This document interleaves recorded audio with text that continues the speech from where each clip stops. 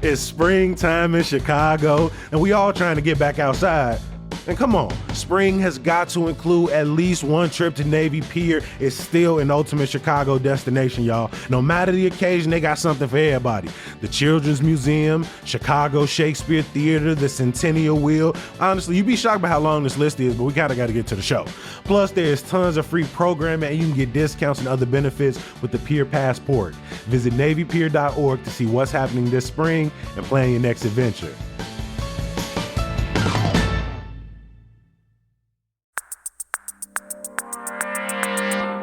Today on CityCast Chicago, yet another state corruption trial has kicked off this week, and it involves all those red light cameras that have popped up over the last decade. Plus, we learn how much former CHA executives took home after exiting the agency.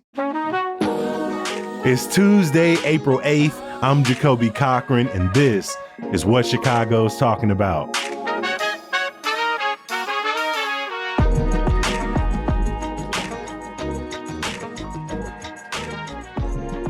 Joining me on the microphone today is executive producer Simone Alicea. Simone, good morning, my friend.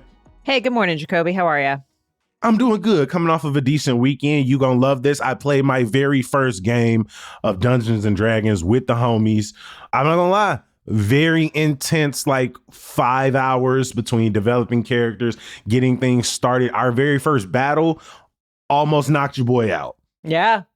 Almost put me down. Who were we fighting? Were they orcs? No, goblins. We were fighting a group of goblins. You almost got took down by goblins? It was some big goblins, dog. Were they hobgoblins? They were hobgoblins. Okay. There was one goblin who set us up. Then the hobgoblins jumped out on us. Oh, okay. I was trying to be real diplomatic. I was trying to be like, hey, I thought I could convince the little dude to get out our way because you see, we just trying to go about our journey. He pretended that he hungry. No, I should have said, move before we kill you. And I wouldn't have been the only one who got stabbed up in our group. The morality and ethics of the Dungeons and Dragons universe is very different, I will say. Oh man, no.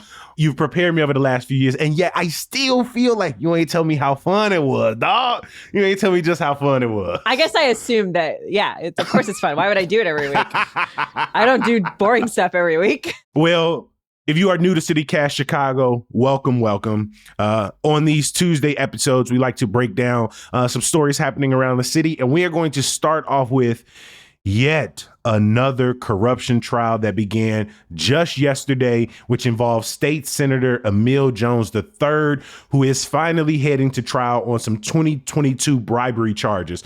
Simone, over the last 4 years, 1,000 episodes of this podcast, we've covered a few corruption trials, but we really covered one huge investigation that led to a bunch of different trials, particularly around former alder Danny Solis being this mole of all moles, snitch of all snitches, which led to corruption trials and convictions for ComEd executives, former House Speaker Michael Madigan, former most powerful alder Ed Burke. And yet this entire time, there has been another investigation ongoing that has also embroiled multiple Illinois politicians, whether they were mayors or state senators.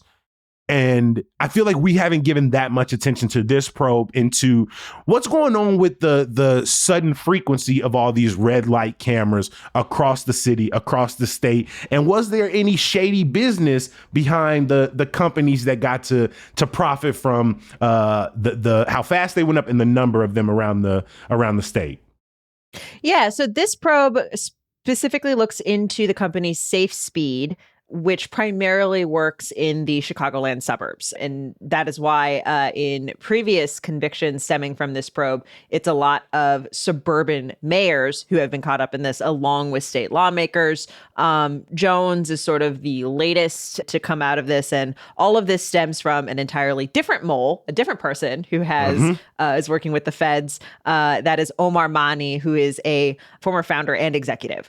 And, the feds caught him on some unrelated real estate stuff and then began to inform on issues surrounding SafeSpeed. Now, it's interesting because SafeSpeed themselves has not been accused of any wrongdoing, the company. However, as we said, several Illinois politicians, including Jones, have been. And Jones in particular is accused of, seeking to alter or attempting to alter legislation in exchange for $5,000 and a job for his legislative intern. The legislation in question, there was supposed to be this statewide study of red light camera, of automated traffic enforcement in general. So that includes speed cameras. It also includes, are they making things safer? Are they lessening accidents? Things like that. How much money are they making and bringing in? Exactly. How effective are these? Mani didn't want that study to include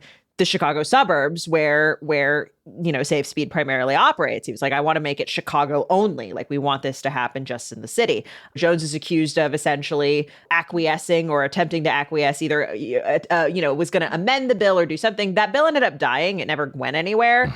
But he was being accused of basically running buffer, trying to shield the company from this probe, but also to directly work with any state senators who were really gun-ho about like this broader investigation into red light cameras and the like. He would sort of soften them against these probes as well. Yes. And in this case, we have video in addition to audio tapes, apparently. So those are set to, potentially come out during this trial. But, I think Jones is quoted as saying something to the effect of like, if we do it, it's only going to be in Chicago. It seems like there was a lot of, I got your back, don't worry. There were dinners, there were phone calls. Come on, Gold Coast Steakhouses. It feels like if you in a Gold Coast Steakhouse, there may be a chance somebody around you is wearing a wire or one of them little tie cameras. Yeah, watch what you say in a Gold Coast Steakhouse, for sure. 100%. That's, I guess, good advice. If you a state senator, if you work at a safety net hospital, let's just say if you in some shady business, maybe just grab a 6-piece and go home. Yeah. And I actually think this trial, even though it was a little under my radar, I actually think in many ways might be more interesting than the trials of Madigan and Burke. Break that down to me, because both of those trials really relied on the fact that the person on trial was a big effing deal, right? Yeah. Like was long-term alder, long-term House Speaker, that things didn't get done in Chicago and Illinois without their say-so. But it sounds like for you, this is less big because of who's involved, but because of the overall implications. Yeah, there's a couple things going on here. Number one, I just think the red light cameras and the proliferation of red light cameras is something that every driver in Chicago and around Chicago has felt in the past decade or so. I think it's something that we have all encountered, and it's something. When that flash go off, there's a in me as I'm still driving forward. and it's interesting because there are a lot of questions as to what degree automatic traffic enforcement does lead to safer outcomes. There are still a lot of questions out on that, in addition to the fact that, when we're talking fines and fees, that they disproportionately impact, lower income people. And I was going to say across, just if you think about like Chicago's like parking, traffic infrastructure, there are a lot of private companies who also benefit from this, whether we're thinking parking meters, red light cameras, right? It's not like these are just city technologies or state technologies. Exactly. And so I think, with Burke, you're talking about a lot of like development deals. A new Burger King. Yeah. In Madigan's case, you've got stuff like that. And, even the ComEd thing, which, we talk about, like, did affect rates in Illinois. So it certainly affects your bills and your utility bills. I still think it took a couple steps to really kind of understand how that worked. I think here, the sort of immediate impacts are more easily felt. The other thing that's interesting about this story is the way that Jones came to hold this Senate seat. Jones took over the seat that was previously held by his father, Emil Jones Jr. And it was one of those things where Jones Jr. won election, and then like immediately after winning was like, actually, I'm gonna retire, but I think my son should take over, which of course prompted a number of people, everybody and their mother was like, nepotism. Hello. What is this? Which again, it's things we've seen in obviously the eras before and the era since, right? We've had multiple daily mayors. We've had alders like the Sawyers take up each other. We've had, I think over in North Lawndale, Monique Scott replaced her brother. And so we know. And Madigan himself too, right? With his stepdaughter. His stepdaughter, Lisa Madigan, who became Attorney General. Yes, exactly.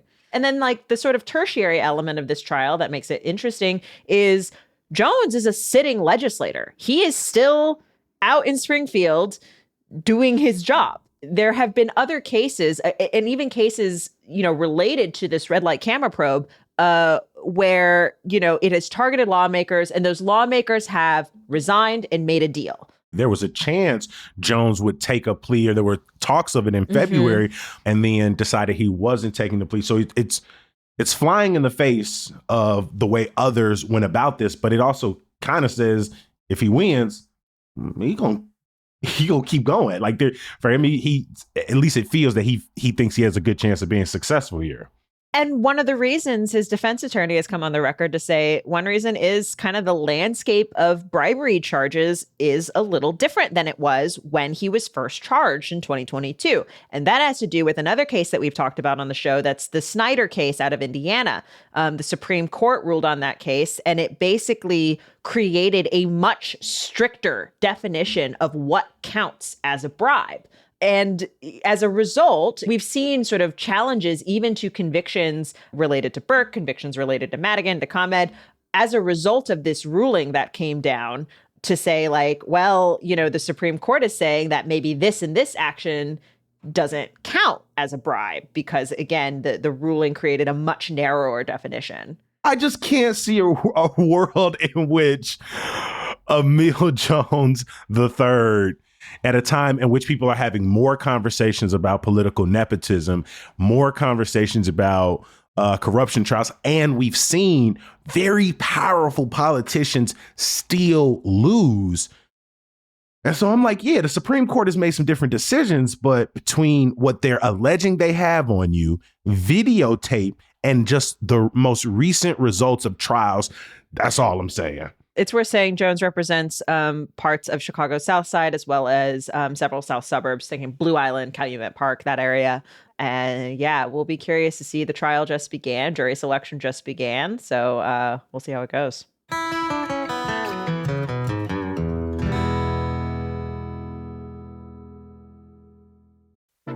Navy Pier is the place to kick off the spring season. If you ain't been in a while, what you doing? Navy Pier is an ultimate Chicago destination. Yes, even for Chicagoans, I'm born and raised here, and I still love the magic of the fireworks. For real, no matter who you are, I bet Navy Pier has something for you to enjoy. You looking for family fun? They got the Children's Museum, obviously, but there's also the flyover. You can get sweet treats like Garrett's Popcorn or my favorite Kilwins. You looking for art and culture? What about the Chicago Shakespeare Theater? Plus, there's other live concerts and art exhibitions like the Free Global Connection series, Mexico Fest starting May 2nd. Oh, I don't know if y'all ever been to the Lowrider Festival. You looking for a date night? When the last time you been at the top of Centennial Wheel? Peak Romance. Go on and pair that with the Rooftop Bar Offshore or other favorites like Lyrica or Bar Soul. And if you like Kobe, I actually want to do all of this. I got you. Check out the Pier Passport for discounts and other benefits. Visit NavyPier.org to see what's happening this spring and plan your next visit.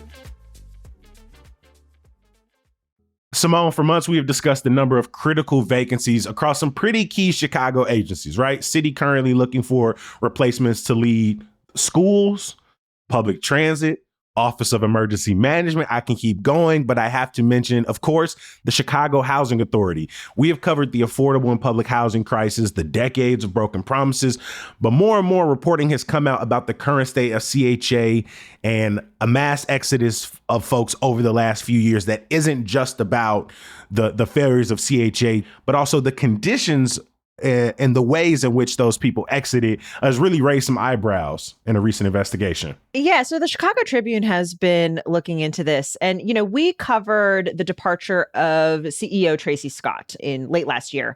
And, as you point out, what preceded that departure is, number one, there were a lot of people calling for it. There were a lot of CHA residents, past and present, and advocates as well, who did not have confidence in her to do the job because of some of the things you mentioned. We're talking, swaths of vacant land, things under disrepair, We've got The waiting lists. pandemic threw things into more disarray. A lot of chaos that is both recent, but like decades in the making prior to, Tracy's 4 years there. But people feel like she really didn't do much to bring CHA under a more organized vision for the future. However, the Tribune has sort of put together some recent reporting detailing that it's not just Scott. There have been several exits in top leadership. We're talking general counsel. We're talking COOs, chief operating officers. We're talking chief information officers, treasurer, leaders in asset management. So you're talking like contracts and building operations, big roles. And, some of those people left under allegations of fostering a toxic work environment. Some of them left after being given warnings for mismanagement or negligence. Some of those things costing the agency thousands of dollars as a result. And then the Trib just put out a new piece detailing some of the severance pay that these people are receiving. And it's something to the tune of $787,000 over the last 5 years for 9 exiting senior leaders. Tracy Scott alone in her separation agreement received a lump sum of essentially $120,000, 20 weeks of severance pay, and an additional $9,000 for health insurance coverage, which, hey, I think CHA having a system in which executives leaving are entitled to getting their severance when they leave, right? Getting some paychecks, making sure their health insurance coverage, right? Their however many vacation days. Like I definitely it's good to know that the system is working in that respect. But given this is a city agency and these are essentially taxpayer dollars, the question then becomes, for people who are leaving under a cloud of toxicity or under a cloud of you didn't do your job well, I know in these type of executive positions, we get the report that somebody stepped down. And sometimes we're like, okay, did they step down or were they fired?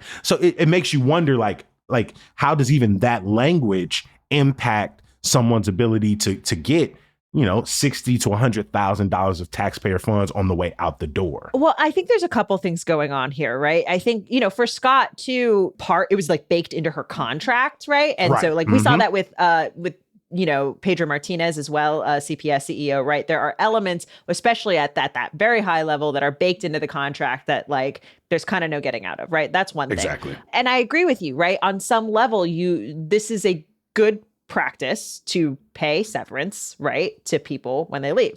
However, in addition to the concerns over should they still be getting all that money if their performance is in question, having it all happen kind of around the same time exactly says something else about the agency that I think is a little worrying, which is, okay, even if they were all leaving of their own accord, the question would be, okay, well, why are they all leaving? Why are there so many what's departures going on at this exact moment? And then when you have more than one person who's departing under questionable circumstances, it's like, well, why are there all these questionable circumstances? Why? What? All of them?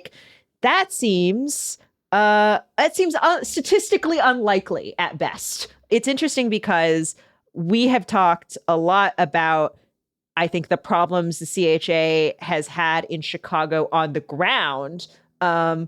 But we have not had too much of a window into kind of what is happening behind the scenes. The agency says that its practices, including severance pay, comply with the state and federal labor laws.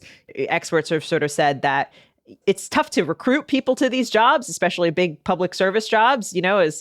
As we've talked about, you tend to be, it's a lot of people who are watching you and it's a hard job to do. And, CHA says that these payments are sort of coming out of the existing personnel budget. They're not affecting programs for residents, but still, it's a lot of money and it's a lot of people and it's all happening at the same time. And I think it raises really reasonable questions. Seriously. I mean, James Bebley, agency COO, $130,000. CHA's former chief information office, again, worked for the agency for 40 years. but received $167,000. That also included this sort of period of 6 months where they were an advisor. Again, this is a public office. I feel like we should be entitled to know, what does 6 months as an advisor mean? What does that look like? Or is this just an executive, a benefit of being an executive? Because I think when we talk about in corporate America, the type of bonuses that high earning executives get, we are very critical of those. And I understand that we need to make CHA and CTA and CPS attractive places for people to work, especially people with good pedigrees of leadership. But I think it is worth us asking, especially at a point in which someone is when they're retiring, they're stepping down, or they're being fired, to get a better explanation of how much money is going out the door, especially given an agency that has been so embroiled in controversy for my entire life. It feels that it's okay to scrutinize when we're talking about this amount of money out.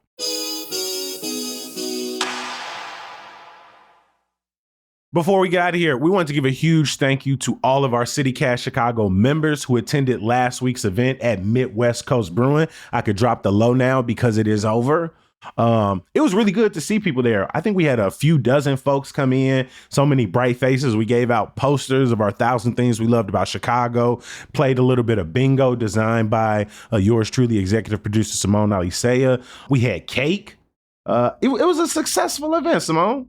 It was such a good time. Thank you so much again to everyone who came out. If you're not a member yet and you want to invite to the next event, you can do it at membership.citycast.fm. We also are kind of running like a little challenge this month in terms of membership here at CityCast. We put out recently our list of 1,000 things we love about Chicago. We've been talking about it for a few weeks. And I'm going to be reading some of it tonight at the Hideout. Oh, fun. Well, speaking of reading it, I got a lot of questions when we first started putting it together about if we were going to do an episode where we just read the list of all 1,000 things. And for weeks and weeks, I was kind of like, I just think that's a bad podcast episode. Like, is that really something people want to hear? And people kept asking me. So now I kind of think it's something I want to hear. So if we can get another 80 members by the end of April, we will release an episode on our members only feed of us reading this list of the CityCast Chicago team. We're going to sit down and we're going to read the list of 1,000 things. I have no idea how long it's going to take, but I want to know, is this something that you want? Prove it to me by becoming a member at membership.citycast.fm. Jacoby, there's also other benefits to becoming a member, right? Yes, you will get ad-free listening. You will get rid of some of those pesky podcast suggestions out of your feed. Like we said earlier, when we have members-only events, you'll be the first one to get an invite. We've got a members-only email that provides some of the best events happening in the city directly to your inbox. And of course, you get that fuzzy, warm feeling inside that's like, yeah, you know what? I'm one of the reasons that CityCast Chicago get to make another episode. I'm one of the reasons, Hey Chicago, get to put out another newsletter every single day. Whether that brings you joy or some ego-filled amount of energy, either way, I do not care. I do not care. You being a member gets you all of those benefits and the satisfaction of helping us get to the next day. And the cool thing is we discovered at our member event, you get to join a really cool community of people. Yeah, our members were having a grand old time getting to know each other. And I know we got to meet some very nice dogs. I know we got to learn about people's experience in the city. And yeah, like I said, we're hoping to do much more of that in the coming year. And so in addition to all those great perks that Jacoby outlined, you just get to join a very cool community of Chicagoans who care about Chicago, which is kind of what I want to do with my life. So again, membership.citycast.fm. Join now. Help us get 80 more members by the end of April. And again, we'll release that very silly, fun 1,000 Things episode. Please join me in thanking our executive producer, Simone Alicea. Hey, thanks, Jacoby. Some good news. This Saturday, Teamwork Inglewood is hosting their Health and Wellness Field Day. They are going to have fitness activities, including a relay race, some aerobics. They're going to have cooking demos, tastings, free giveaways, and more. I will drop a link in our show notes so you can get the address and all of the information. It is free to the public. As always, we appreciate you for listening and reading. We're going to be back bright and early tomorrow. We'll talk to you then. Peace.